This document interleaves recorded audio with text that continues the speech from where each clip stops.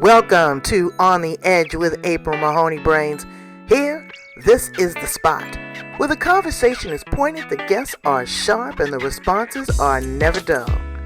Welcome home, Brains. There's only one requirement to hang out on the edge, is that you open your big brain and close your small mind. Did you bring your thinking caps? It's time to put them on, because the conversation starts now.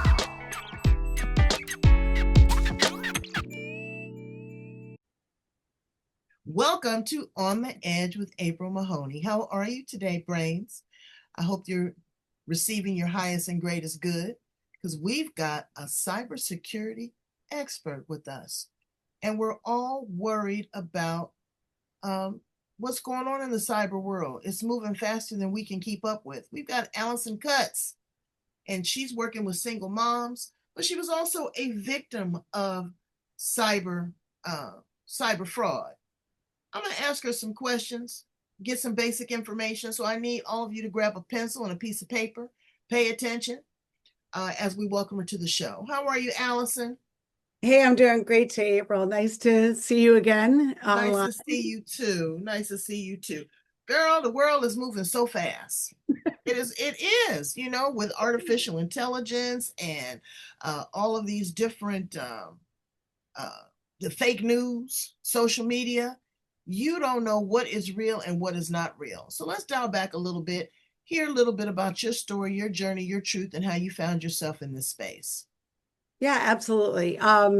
Just to give a little background, I've been in technology since 1996. So you can imagine I've seen every wave of technology from a business sense and also a personal sense. So I love learning about new technologies, but also even with all the right tools in place, I've experienced a cybercrime myself. So it's really important for me to share with your audience, just the importance of tools, things they can do that's basic every day to protect themselves. And I'm really excited to be here. But, my background is pretty in depth from a perspective of I've sold hardware, software. I've dealt with healthcare institutions, financial institutions, and how to protect, data from a consumer standpoint. But my kind of message today is really to focus on how we can live on a day-to-day basis, a safer life with using basic, tools, and also preventing or at least reducing our risk for a cybercrime. Okay, because I've been sitting here jotting down a bunch of notes, girl. I got some questions for you. Okay, so Yeah. I'm gonna fire them off, not in any particular order, but then I want you to get your your thoughts on these. The Sure. first thing, people at work, you got to change your password every 90 days, girl, and it drives me crazy. It would drive me crazy. Yeah. But what happens is it's for a reason, so that there's no familiarity, there's no pattern, because you'll go into something and you'll forget what the password is, and then you'll go show password. Is that something that's visible on your profile, or when someone is trying to infiltrate you? Tell us a little bit about the password. So for me, a lot of people use, like on a personal or a professional sense, will use the easiest password possible to make it easier for them to log into their applications and do their day-to-day, roles at work. And even personally, if you're doing online banking. For me, my personal cybercrime was more rooted around a false job recruitment, had nothing to do with passwords, nothing around my security, around my home environment, what I had for firewalls. It was more of a psychological impact. So, but when you take passwords at work or personally, I totally recommend a password manager, because you want to create algorithms that are not easy to guess. So I've been using a password manager for over 17 years to store all my passwords, whether professional or personal. Mm. It's a tool that allows you to create secure passwords, but also keep up with what's ever required on the job side. but also it's building good practice on your home side. Right. If your banking accounts, healthcare accounts, anything online shopping, yeah, it's a pain in the butt, but it's kind of the nature. But the more complex your password is, the safer you will be at You the know end of the what? day. Somebody gave me the best suggestion, and I have been using it now. They What's use, that? they use phrases, Yeah. Well, use something. Yeah. capitalizations, underline. That's fine. Nobody's gonna figure Yeah. all of that out right away. It's And listen, old school way of passwords is you write it down, right? You put it in a safe place in your house. If you have a good memory, Yeah, you but know you where write it it is. down. But girl, Yeah. you got passwords, and I don't have all the passwords for the same password for all my stuff. Yeah, you got to change it for every account you log into. You have to have something that's unique only to that account. A lot of people like to use the same password that's familiar to them and Right. use it across all their logins. You have to switch it up. You have to Don't, switch it up. because And you got also to this, reduce your risk. That's it. It's the way you reduce your risk to but you know getting. what else is annoying is this dual authentication. You get in there and I done did it. Now you want me to check my phone. Sometimes it's not, accessible.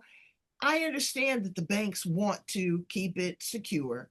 Yeah, you But have to do honestly two-factor authentication or multi-factor. You have to do. I know it's an inconvenience, but does it always, work?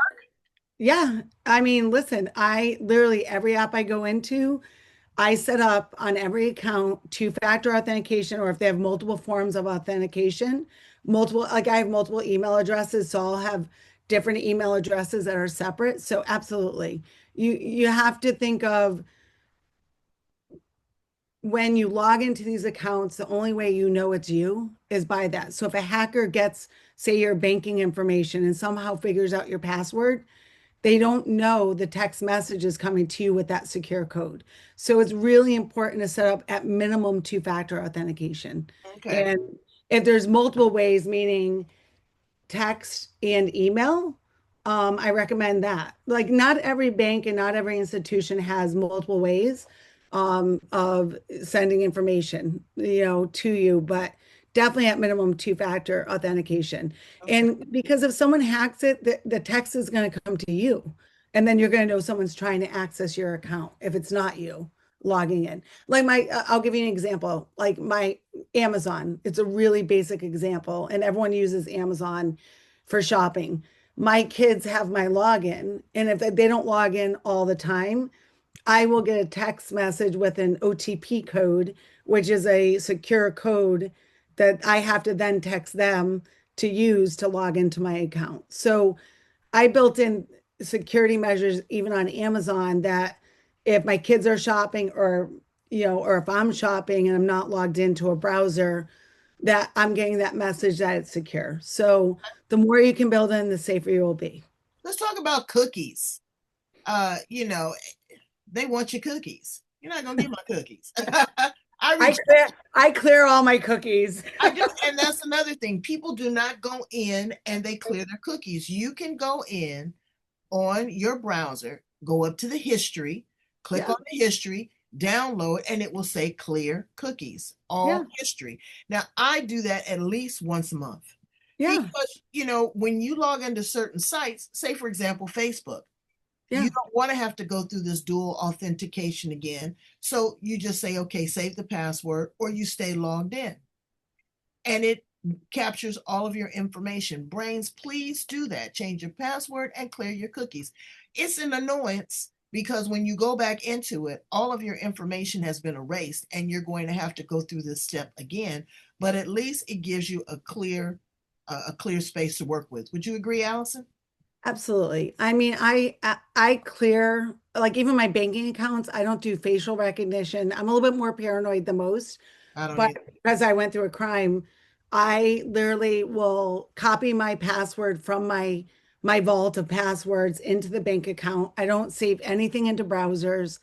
It's they're there for our convenience, but at the same time, you have to think of if there's a hack to those browsers, right? So if you have Safari, I'm a Mac user. If you have Chrome, you have all these pass keys, but it's all saved for our convenience. But if there's ever a breach, that information is breached. And you have to stay on top of all the breaches that are out there. And that we're busy people. We don't see every announcement out there. Mm. So being in the practice of logging in authentically, clearing your cookies, like you mentioned, saving your password, one that you can remember if you don't want to get a password vault and unique to that login.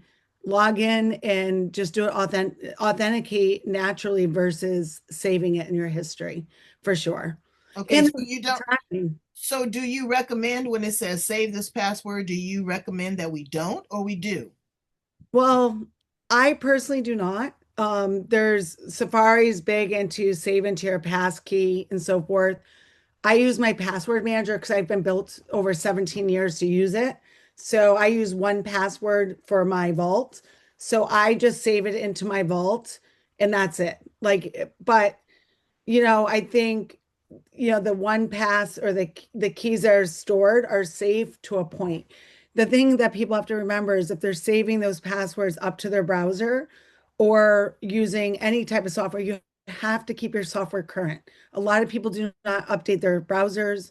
They don't update their accounts like Microsoft. Like having, if you update all your software consistently, and the nice thing is we get reminders, upgrade to the current version of all your apps on your Mac, right? I mean, it's I'm done a for little us. snarky when I'm a little snarky when it comes to that because I was hotter than fish grease. Yes, I was hot on my LG TV. Okay, I listen, that's a whole other topic. exactly. Yeah, My LG TV told me that if I did not concede uh, yeah. or consent to an upgrade, which allowed them to record and monitor what I watched, that I could not watch the television. I didn't buy LG service. I bought an LG TV. I went to my cable company. The cable company said, no, we couldn't. I had to really do the deep dive. And I mean, it took me and my husband about an hour to find out where to opt out. Watch that too. These automatic Oh, updates are, yeah. they're trickery too. Yeah, I agree. On when I think of personal computing like Macs or even Microsoft PCs, laptops, And your those, phone. those updates I think are valid. Like they build in security measures as there's new hacks coming in that protect you. So I believe if you're using a PC or a MacBook or any type of Mac product, update the firmwares, keep them current. I think when like smart homes, like your LG TV, like all those devices you connect in your house, you have to be very, very careful Very careful. because they're listening. They're listening to what's Absolutely. going on. I mean, I go to the extent of having recommending two separate Wi-Fi networks in your house. One, like, 'cause I work from home, so I have one for me professionally and personally. And then my other network is for anything attached that's not critical. I call it critical, meaning my TV is not critical. My, Sonos speakers aren't critical. My, was it like I don't use Google, like I don't use a lot of the audio because Right. I'm very suspicious of spying. But like anything that is connected to the internet in your house that's not critical, I would highly recommend putting on a separate Wi-Fi subnet and then having whatever's critical, meaning your work computer, your kids' computers, anything that you're doing banking across, keep on a separate network. And you can create two different Wi-Fi networks within a home environment pretty Yeah. easily. Right. Or like you said, maybe you don't want to build a separate Wi-Fi network. Don't turn on those features on those devices. You don't Right. have to use them. I mean, that's the quickest, simplest way. Turn it off, turn the noise off. And then if you have a speaker you like to use to play music when your friends come over, turn it on and plug it in when necessary. You don't need stuff listening all the time to your home Right. But environment. you know what? But people have gotten so comfortable with I Siri. know. Siri, do this, Siri, do that. I told my husband, I said, Siri is not your girlfriend. Turn her off. I don't want her listening. I don't want her answering my questions. My girlfriend has a refrigerator that talks to her. Yeah. Yeah, you need milk and this. It's doing too much. Yeah. Well, listen, like I always tell people, use technology to what your comfort level is. Absolutely. I have friends that have cameras everywhere, devices turned on everywhere. They're totally comfortable. So I recommend do what you're comfortable, but also know what your risk potential is, right? At the end of the day. If you have these devices on, set them to the highest security settings, right? Whether I don't know if your fridge, I don't know about like appliances like that. But if there's security settings where it can be on your encrypted network, attach them. Mhm. If you're not comfortable and you don't feel it's as secure, don't use it. I mean, it's as simple as you have to, there's two paths. Either leverage it because you like it, it's convenient, or if you feel like you're at risk, then don't use those features. Like I live, even though I've been in technology for a very long time, I live a pretty basic life on my personal side, only because I know I don't need all those conveniences. I believe in kind of analog doing physical things Right, right. Oh, exactly. versus, yeah. So I think it's just everyone has their different level. I Right. think the other important thing outside of devices at home or on your computer is social media accounts, right? Besides banking and so forth, information you're sharing publicly all the time, Absolutely. right? So, Absolutely. so like, Everybody don't need to know your business, brains. Oh, no, I'm a social media and I'm a travel blogger, but I don't post until I'm back. I don't let people know exactly when I'm going, the exact destination, the time frame. Oh, my husband, me, my daughter, my grandma. No, they don't need to know all of that. But before we get into that, I want to talk a little bit about breaching. yeah. Okay. I know that this is unpopular to some, but I find it fascinating and somewhat sexy. Anonymous. Oh, Anonymous, yeah, anonymous is, you know, what we have to understand, Brains, is that we are in a new evolution of humanities, society, sociology. And what you have to understand is what these people are doing. You don't have to pull a gun on anybody anymore. You can go in and do some cyber trickery and hit that button and everything's shut down from your lights to the banking, even these cars now. I had a tire changed on my car and the light kept coming on. And I was like, what? You have to go and have the sensor changed. So, breaching, as you said, is something that we need to be concerned with. And also when you travel. When you travel, you're going to these Airbnbs. Well, I understand the owner's position. They want to make sure of the quality and the character of the people that are in their home, but they have cameras, they have recordings. You need to be aware of that too. You got your little kid in there, you walking around naked, you might be doing anything, and you are being recorded. So you have to also understand the liability that you put yourself at. Social media, you're telling everybody where you're going, what you're doing, and not logging out. Talk to us a little bit about that, the importance of logging out of these programs because people don't do it. Oh, because they don't want to take the 30 seconds it takes to log back in. I know I got a lot of equipment and it's annoying, but I feel much more secure when I completely shut everything down and then reboot it. What's your thoughts? yeah, no, I agree. Absolutely. I think, if you're traveling, you know, rental cars, you can put your Bluetooth, connect your device, detach your device, right? Simple, right? None of your information is carried once you detach it and delete it from the rental car. I think anything from online banking, even social media, always physically log out. I mean, that's your safest bet at the end of the day. I mean, listen, I have some apps I go into that go in automatically, and I think I need to log out. I've already been in enough. I think the more you disconnect from the footprint, the better. The challenge with everything is you don't know how secure the organizations or entities you're connecting to. Mm, What are their IT cybersecurity policies and how are they announcing it? There's federal regulations that require to report within a certain window of time, and every country is different. But in most cases, it's within the first 48 to 72 hours. They have to announce the breach. However, they don't have to announce who's been fully breached, right? So my cybercrime stemmed from me looking for work, but 3 years prior, my information was scraped off of a social media account.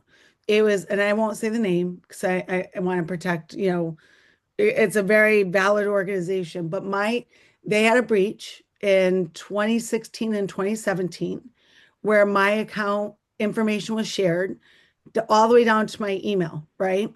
So I had no clue. So when I went to go look for work in 2019, a couple years later, I put on ready to work or available to work. That flagged a cyber criminal to see that I wanted to work, right? So it's more of being aware of logging out is great, but also trying to stay on top of the trends of who's announcing it.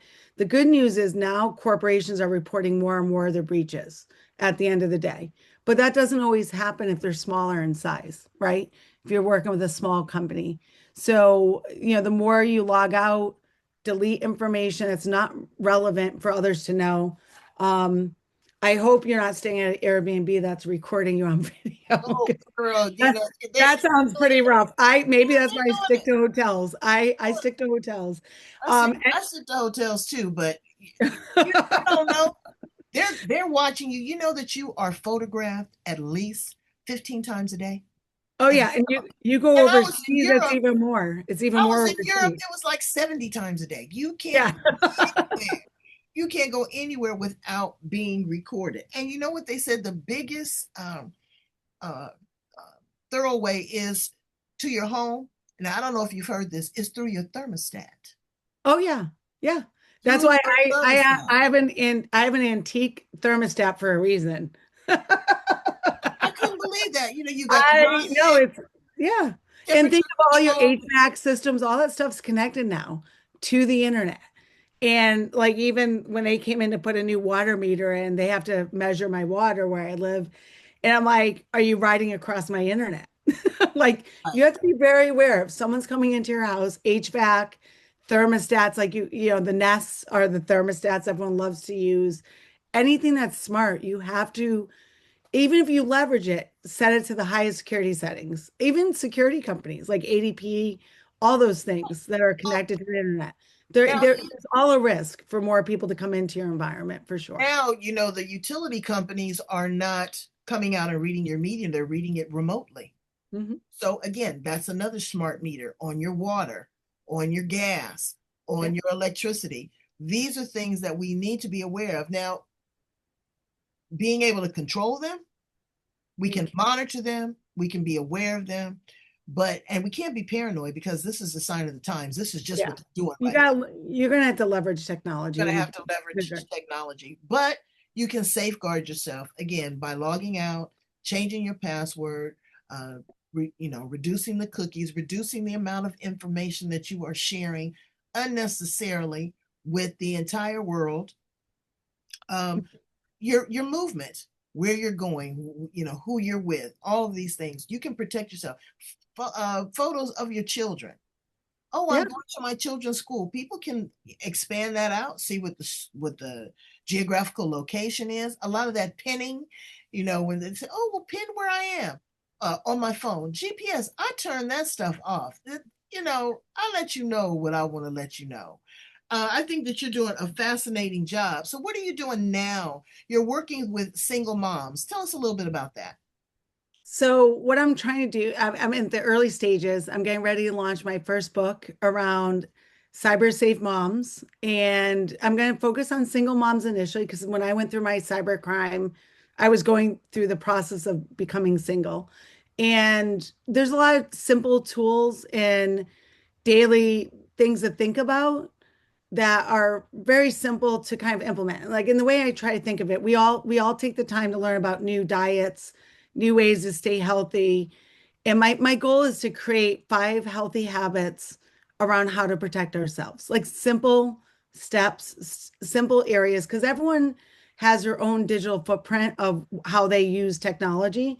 And I'm launching the book at the end of July and I'm in the process of doing the production. I'm recording my voice. It's going to be audible first, and Uh-huh. then I will do paper along with a workbook. And within the workbook, the focus is how someone can build their own architecture around their personal life, right?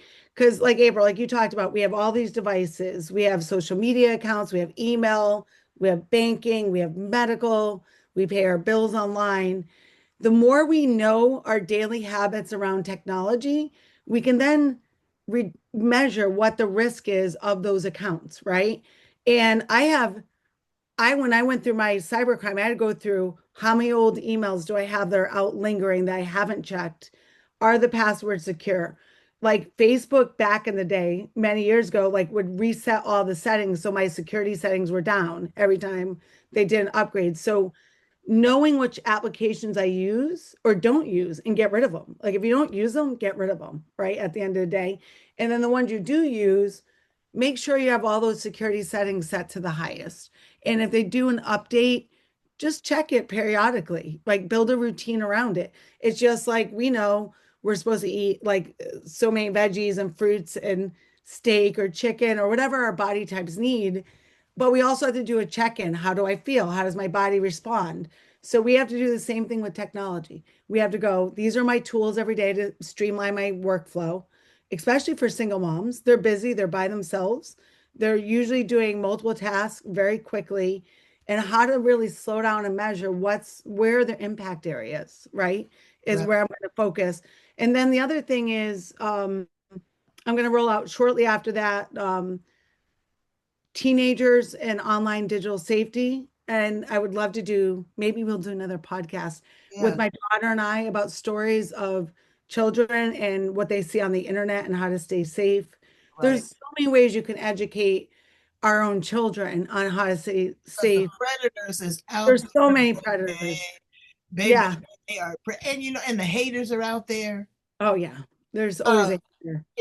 I can just block and turn them off. But again, monitoring what your child, you monitor them when they go outside, how long they're outside, how long they're in the sun, how long they're at their friend's house. You got to monitor that device. Absolutely. I will take it from you in a heartbeat. I was with some teenagers. Yeah. I was taking them out to lunch. And I was like, here I am paying $100 for lunch, and you in the device the whole time. No, no, no, no. We leave them in the car. Oh my God, you would have thought I They shot thought them in the they're pickup. well, listen, they never had to run to a telephone booth or on foot for help, right? So they don't have the same skills you have or I have. I mean, I grew up before the internet. I learned tactical skills in the what I call not the streets, but on the road. And like I was Ain't a nothing wrong with learning in the streets. yeah, I That old literally PhD. I knew my surroundings. I knew how far I was from a physical telephone booth. And I also knew when I felt something was off, I recognized it. I didn't ignore it. And being like, and that's the hardest part, I think, when you take anybody, even us as adults or our children, we're so connected now. We've lost some of our circumference Mhm. psychology around are we safe or are we not? And Right. I will say my cybercrime, I had all the tools in play. I had firewall, I had credit monitoring services at the time. I had all the things. What I wasn't ready for was the psychological impact of how they got to me. And that the trickery, the manipulation, and how they take really any information they know about you. They knew I was out of work because on my public social media account, I put ready to work. They also knew I had a good career because you could see my profile on the site. So they also knew I had good credit availability because I was in high tech, right? So I was easy for a hacker to figure out how to get to me, even from just those three basic variables. And what I wasn't ready for is like, I never heard of a false job recruitment. I've always dealt with being referred to another job. I worked through Recruiters Limited, and I've always worked from home. I've worked from home since 1998, right? That's a long time. So when I got breached in 2019, when the job came across as work from home, that's standard for me. So that flag went down, and they literally knew how to get to me and to do activities and onboarding. I shipped IT equipment all over the world because I had good credit, and I shipped it. And within 30 days, I was out $30,000 at the end of the day.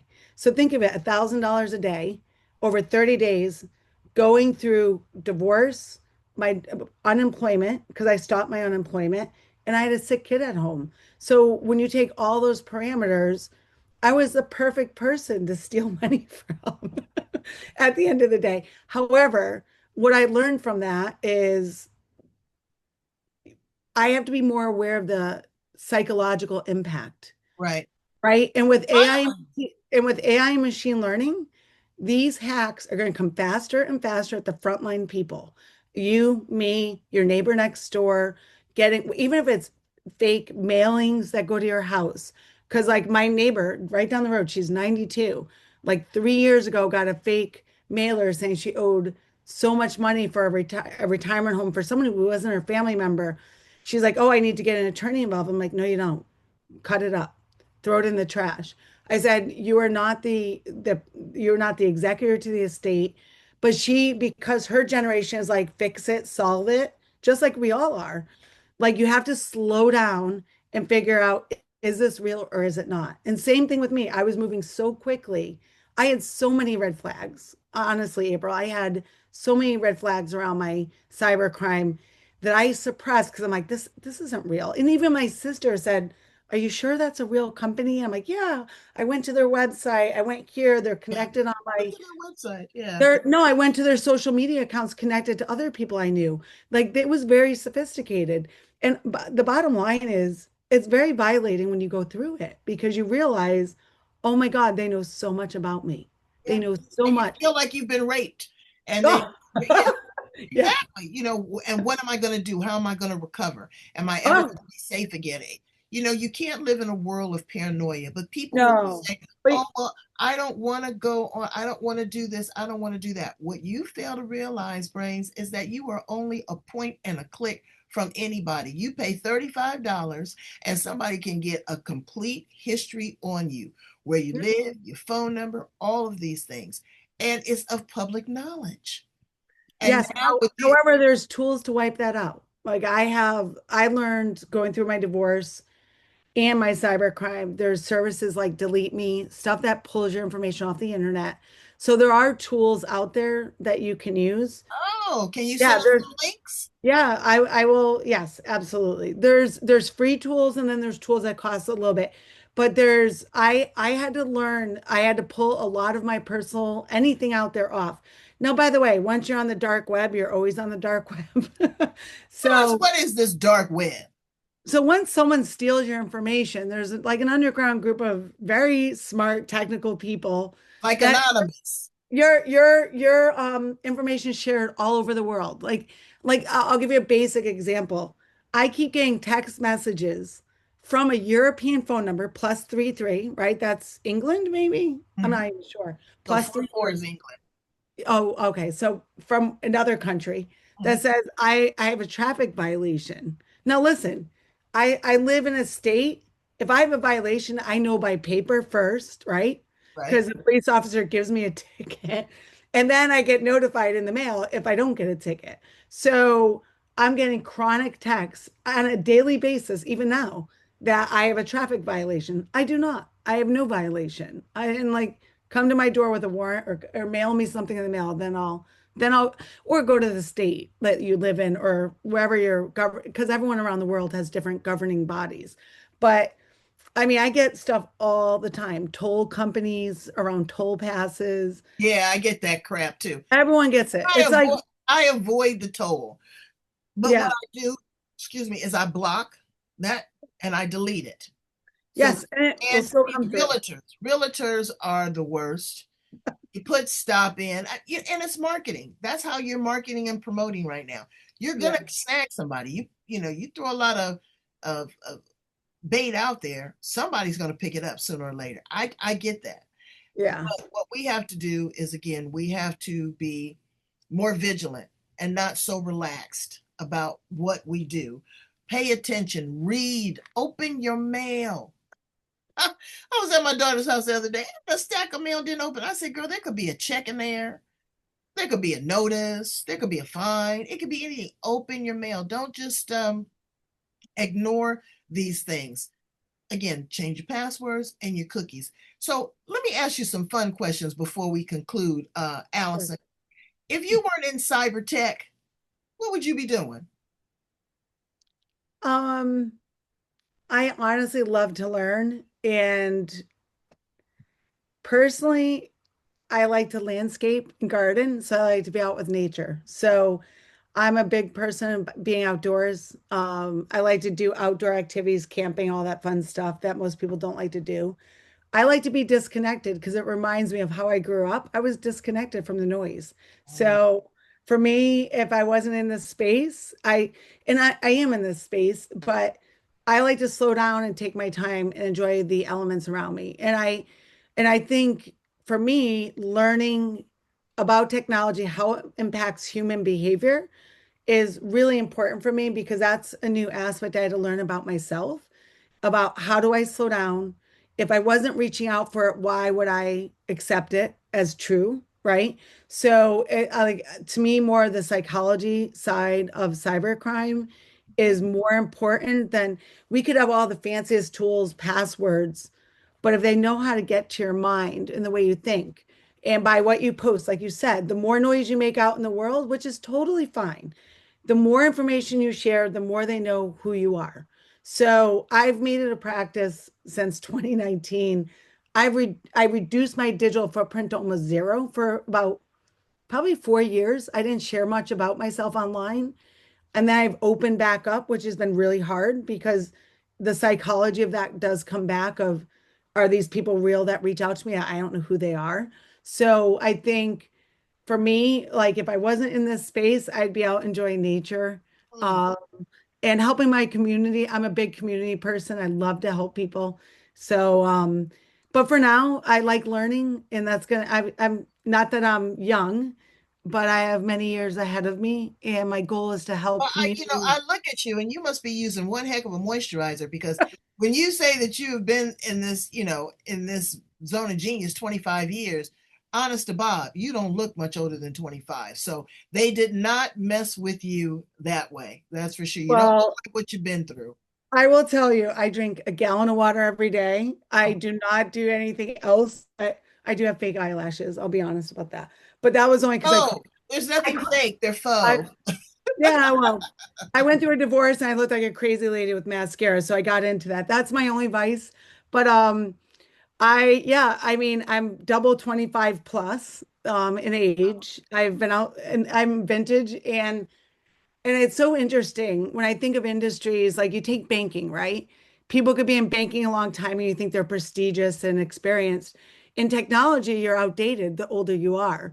And I don't look at myself that way. I've seen all the technology evolve.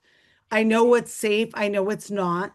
And going through this experience, I think I can help a lot of people protect themselves and just building small, simple steps and getting them thinking because it's a routine, just like we talked about dietary. If you're thinking about I want to be healthier, you have to build it into your routine to think each day a little bit about how you're going to eat healthy. Same thing about using your digital tools. Just be aware and reduce noise where you don't need it. And like you said, if you go on vacation or travel, post when you get back and only post to your trusted people. You don't have to share openly to the world. It's none of their business. Right, right, right, You right. know? It, and do they really care? And a lot of times No.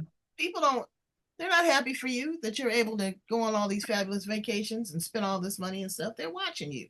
Well, and guess what? The cyber criminals know, like, oh, she has credit availability. I'm going to try Right, to hack her some other way. right, right, right. Absolutely. So we Like, have you got to to be watch careful. that. It's fun to live in technology, but at the same time, we have to be cautious.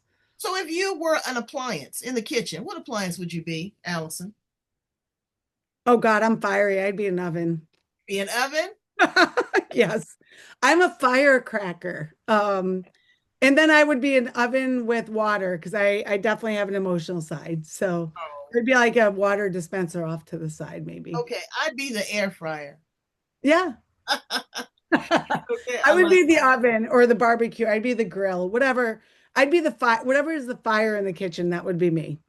That's perfect. So tell my brains how to get in contact with you, how to work with you, because I would love for them to do the deep dive, especially single parents. Yeah. You're working with single women, but single men too, because Yeah. they get And overwhelmed. yeah, absolutely. And you know what? I'm going to focus on generations as well. So the boomers have a different need for technology I'm an Xer, than millennials and so forth. So I'm gonna have different training around that as well. So a couple of things. So I have a Facebook site. It's Allison AJ Cutts on Facebook. And then I'm on LinkedIn as Allison Cutts, so people can find me there. And then when I get ready to launch the digital books, and then also I'm going to launch some training and I'm going to do free content as well. So I'll have a YouTube channel I'm building as well, just sharing free information out there, getting the knowledge and the tools for people. So I'll announce that on my Facebook and LinkedIn site. And then I can send you the links for your podcast when you launch it so Okay. that they can find me as well. Well, I'm looking so forward to that. Brains, I know we gave you a lot of information, a little bit of time, and these are just basic things that you can try. And that's what we want you to do is start with the basics. If you've got the bandwidth, the zone of genius, the finances to really kind of do a scrub, like a lot of these celebrities are doing now, then go ahead and get yourself scrubbed. But what happens, it doesn't do you any good, is if you erase it and then you put it back. So be careful about what you do, what you tell people, and monitor your things. Change again, changing your password is huge. But just kind of monitoring your credit report, going in with your bank. If you get notices that don't feel good, go with your intuition. You know, AI is moving faster than we can grasp. That's for sure. Yeah, absolutely. The other thing too that's very common, and I get this from some of my credit card companies, I get notification when purchases are happening right to my phone. So even signing up through your credit card companies for notifications. So like my daughter has one of my cards, I can see every time she shops somewhere, and if it doesn't look like somewhere she'd go, I pick up the phone and call her. I'm like, "Did you just make this purchase?" She's Right. like, "Yeah." Like, great. So that goes away. That stress of it. So, like getting notifications, like you said, checking your accounts regularly, resetting passwords, like even if it's 90 days or quarterly, whatever that makes sense to you. I Mhm. mean, everyone, but the more complex, the better. And something you can remember, like you said, April, like if it's a sentence with a number and symbols, some institutions only allow you to go to a certain level. Right. So, and I've leveraged password managers for a long time, but that's not everyone's forte. Right. Everyone's going to find their own comfort level to what makes sense for them. And just don't repeat it across multiple apps, like you said. Have a unique one for every login. And one Right? last thing before we close, international travel. I know when I was in China, you had to go through, I don't know, well, you had to go through like 4 firewalls before you could get to you couldn't even get to Facebook. They blocked Facebook off, but Yeah. to get to um, email to the US, remember that they're capturing your information as well. So Mhm. what you put out there. The last thing I wanted to ask you is the insert of a card versus a tap. Now they say when you tap it that is like it's more of a digital footprint because it's an individual type of transaction versus when you insert the card. Do you know anything about that? I personally do not. I usually insert my card because of the chip, but then recently I've been tapping because one of my chips doesn't work on my card because I use it too much. Well, no, So that's I what they said. So that's I something that we're I going to think look if you into. swipe, the swiping is probably riskier. The chip and the tapping is supposed to be more secure at a high level. That's all I know. I think your digital footprint is everywhere. So I think unless you're paying cash, they know where you are, right? At the end of the day. But it Cash? is, What is that? That's obsolete. I go to a restaurant and the first thing they put up there, you go to the baseball game, we are cashless. They don't want cash. I know they don't because they don't know how to count anymore. That's why, They don't April. know how to count. People are, they're embezzling. Plus, they want to know what your spending habits are. Just like when you get these coupon Yeah, offers, yeah. they want to know your spending habits. They want to know, they build their algorithms on that. Oh, Watch, yeah. watch that too. So thank you so much, Allison. You are a rock star. Brains, I need you to go in and check your digital footprint, okay, and add us to it. We are here for you to provide you the best information we can. There's a lot of stuff going on. Don't be distracted. Stay focused, stay clear, be patient, love on yourself and your friends, and check in with Allison Cutts. Okay? She's going to cut right to the chase. Thank you so much, Allison. You are the best. Thank you. Thank you for having me. Really appreciate it. Bye, brains.